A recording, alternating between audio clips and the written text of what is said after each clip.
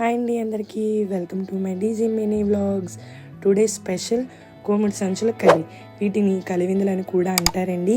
ఇదొక sea food. ఈ curry చాలా టేస్టీగా, సింపుల్గా, ఈజీగా ఎలా చేయాలో చూసేద్దామా మరి.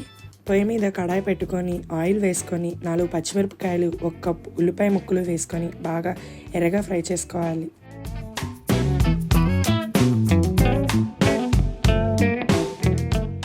ఉల్లిపాయ ముక్కలు బాగా వేగిన తరువాత అందులోనే 1 స్పూన్ అల్లం వెల్లుల్లి పేస్ట్ కూడా వేసుకొని బాగా ఫ్రై చేసుకోవాలి. తరువాత చిన్నగా కట్ చేసుకున్న టమాటా ముక్కలు, కొంచెం సాల్ట్ వేసుకొని మూత పెట్టుకొని బాగా మగ్గ పెట్టుకోవాలి.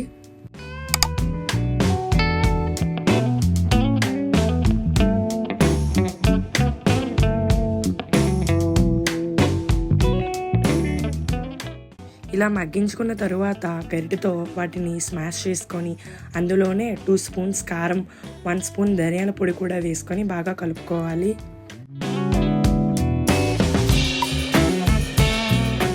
ఇలా వేగించుకున్న తరువాత మనం ముందుగా క్లీన్ చేసి కట్ చేసి పెట్టుకున్న కలివిందులను కూడా అందులో వేసుకొని కలిపేసుకుందాం.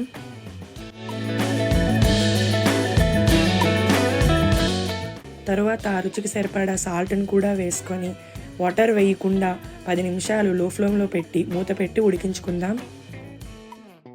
తర్వాత మూత తీసి మళ్ళీ మనం కలుపుకుందాం. చూసారు కదండి, మనం 1 చుక్క వాటర్ కూడా వేయకపోయినా సరే వాటర్ వచ్చింది. అలాగే వాటర్ వేయకుండా ఇంకొక 10 నిమిషాలు మళ్ళీ మూత పెట్టి ఉడికించుకుందాం.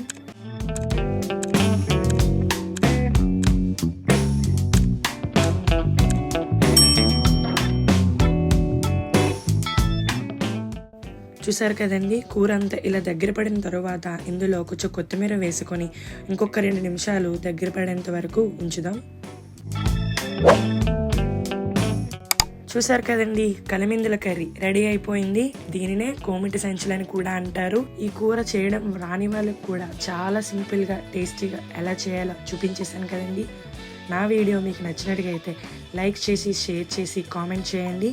అలాగే నా మరిన్ని వీడియోస్ కోసం సబ్స్క్రైబ్ చేసుకోవడం మాత్రం మర్చిపోకండి. Thanks for watching.